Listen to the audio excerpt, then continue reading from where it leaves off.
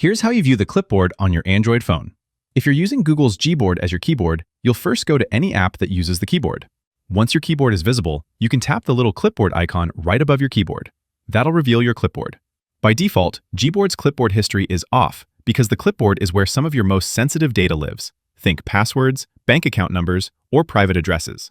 Google doesn't want to start logging and storing every string of text you copy until you've explicitly given it permission to do so. I can turn on Clipboard by using the toggle button, and now everything I copy will be kept here for 1 hour. As soon as I copy something, it'll show up in the clipboard, and from there, I can just tap it and have it automatically pasted in my text field. If you want to keep something here longer, you can tap and hold any item and pin it. This allows you to permanently pin stuff that you frequently paste across your apps, like a website link, phone number, or stuff like that. Now, if you're looking at your keyboard and you don't see a clipboard, it's probably hidden in the overflow menu. Tap the 4 tiles, or 3 dots depending on your phone, and you'll see all the items that couldn't fit in the main keyboard view.